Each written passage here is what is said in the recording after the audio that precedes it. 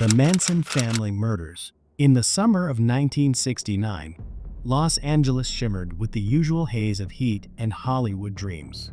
But beneath the glamour, a dark current had been building for years in the canyons and deserts outside the city. At its center was a man who had failed at almost everything he had attempted in life, except for bending other people to his will. Charles Mills Manson was born on November 12, 1934, in Cincinnati, Ohio, to a 16-year-old mother, Kathleen Maddox. His father had disappeared before he was born, and his childhood unfolded in poverty, neglect, and frequent encounters with juvenile courts. From an early age, Manson learned to survive through charm, manipulation, and petty crime. He spent much of his youth in reformatories and prisons, and by the time he was in his early 30s, he had spent more than half his life in institutions. When he was released from prison in 1967, Manson was 32 years old. He arrived in San Francisco during the height of the countercultural Summer of Love. The city's streets were filled with runaways, hippies, and idealists who rejected mainstream society. To many of them, Manson, with his intense gaze and cryptic philosophies, seemed like a guru. But behind his often soft-spoken words lay resentment, delusions of grandeur, and a growing taste for control. By 1968, Manson had attracted a group of mostly young women, many of them from middle-class backgrounds, who were seeking belonging, adventure, or spiritual purpose. Among them were Susan Atkins, Patricia Krenwinkel, Leslie Van Houten, Linda Kasabian, and others who would later become infamous. They called him Charlie and often referred to themselves as his family. The family lived a nomadic life for a time, traveling in old buses and camping in the desert. In early 1968, they settled at Spahn Ranch, a decaying former Western movie set in the Santa Susana Mountains northwest of Los Angeles. The elderly owner, George Spahn, let them stay in exchange for chores and companionship. The ranch became their headquarters, a place where Manson's hold over his followers deepened. Manson fancied himself both a prophet and a rock musician. Through Dennis Wilson of the Beach Boys, whom Manson met by chance in the spring of 1968, he briefly gained access to Hollywood's music scene. Wilson was initially captivated by Manson's charisma and allowed the family to stay at his home. For a time, Manson believed he would secure a recording contract. But when producers like Terry Melcher declined to support him, Manson felt humiliated and betrayed. His disappointment fed into a paranoid worldview. Manson became fixated on the idea of an imminent apocalyptic race war, which he called Helter, Skelter after the Beatles song.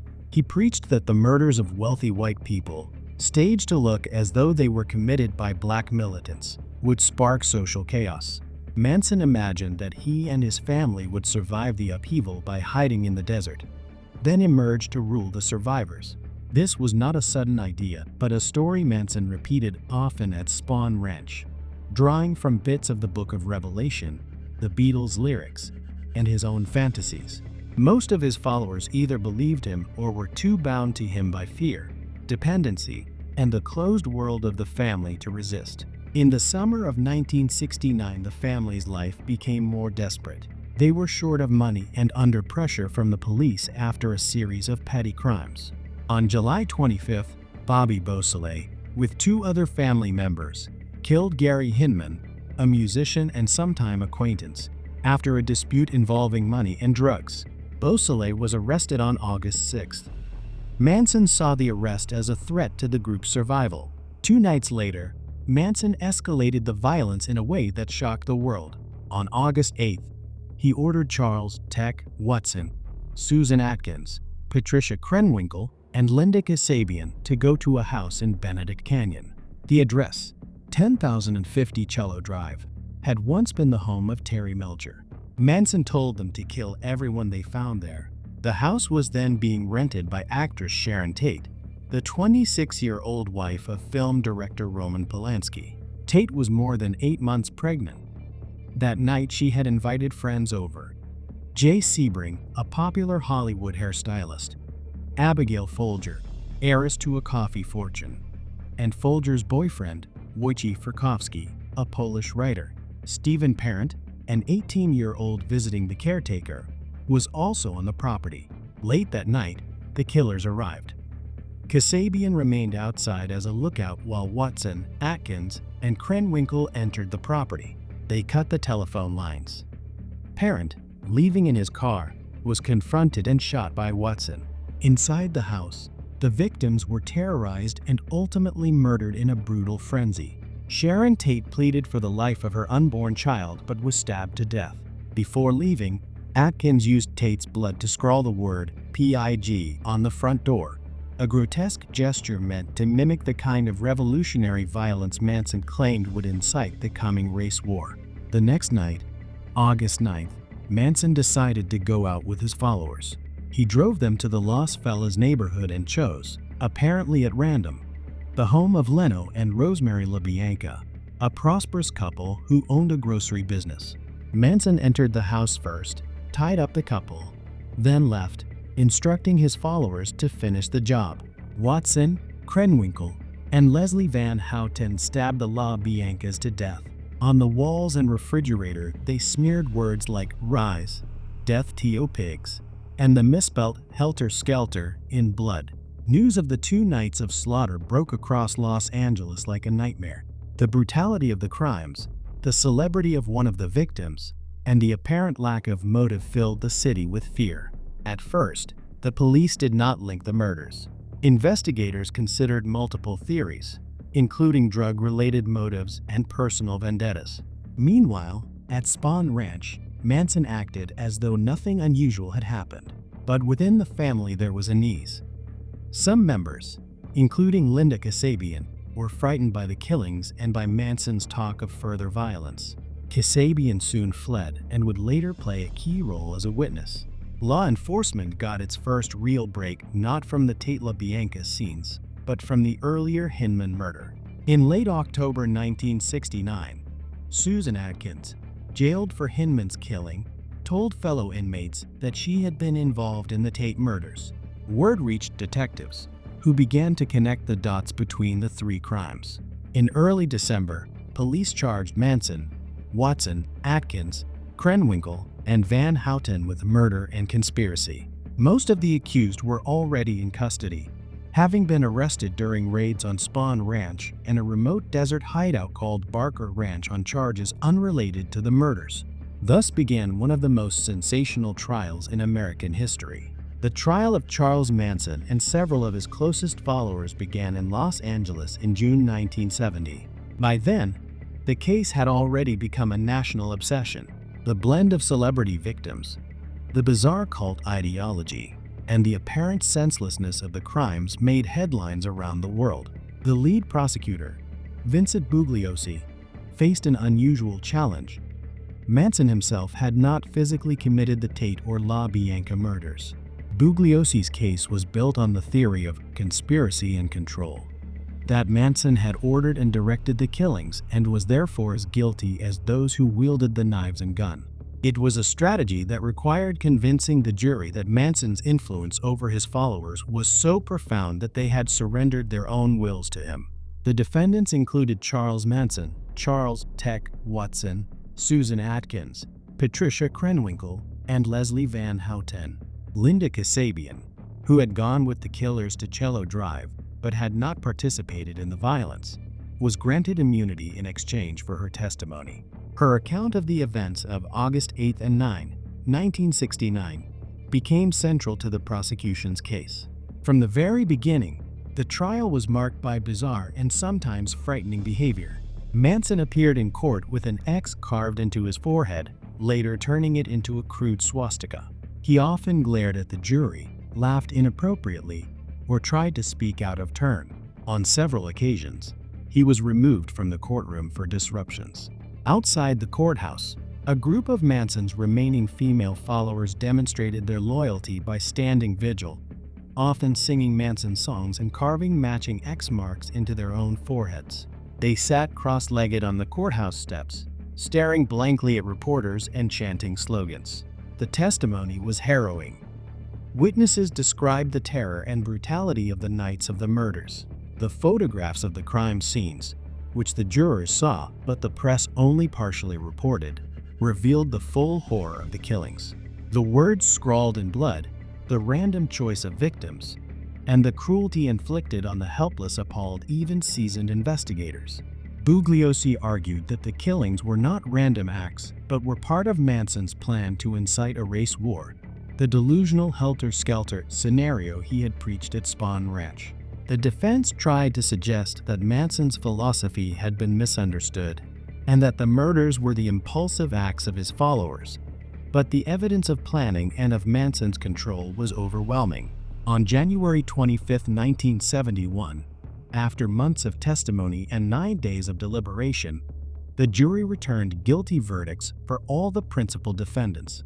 Manson, Atkins, Krenwinkel, and Van Houten were convicted of first-degree murder and conspiracy. Tech Watson, who had been extradited later from Texas, was tried separately and also convicted. In March 1971, the court sentenced all 5 to death. But in 1972, the California Supreme Court temporarily abolished the death penalty, and the sentences were commuted to life imprisonment. Charles Manson remained in prison for the rest of his life, continuing to attract notoriety with interviews in which he alternately denied and boasted about his role in the crimes. He died on November 19, 2017, at the age of 83. Susan Atkins died in prison in 2009.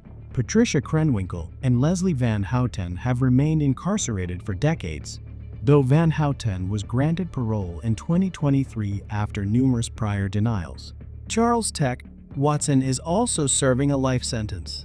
None of the surviving participants in the Tate-LaBianca murders has ever been released except Linda Kasabian, who lived quietly after her testimony and died in 2023.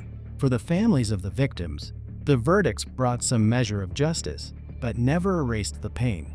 Sharon Tate's mother, Doris Tate, became an outspoken victims' rights advocate, helping to change laws in California to give victims' families a stronger voice in parole hearings. The Manson family murders left a deep and lasting mark on American culture. They shattered the illusion that the counterculture of the late 1960s was purely about peace and love. To many, the killings marked the symbolic end of that era. The story has inspired countless books, documentaries, and dramatizations, though none can fully capture the real terror of those nights in August 1969. Vincent Bugliosi's 1974 book, Helter, Skelter, written with Kurt Gentry, became the definitive account of the investigation and trial. It remains the best-selling true crime book in U.S. history and shaped much of the public understanding of the case. In Hollywood, the legacy of the crimes lingered for decades.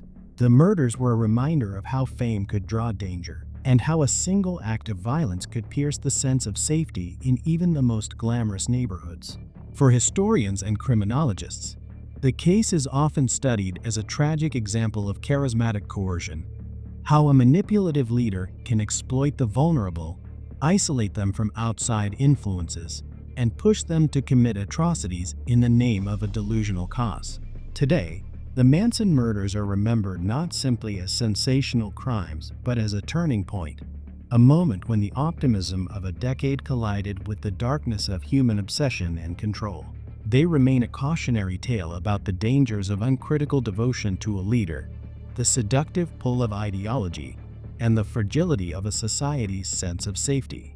More than 5 decades later, the names of the victims, Sharon Tate, Jay Sebring, Abigail Folger, Wojciech Frykowski, Stephen Parent, Leno LaBianca, and Rosemary LaBianca, are still invoked in memorials and documentaries as the innocent lives lost to a cult's madness.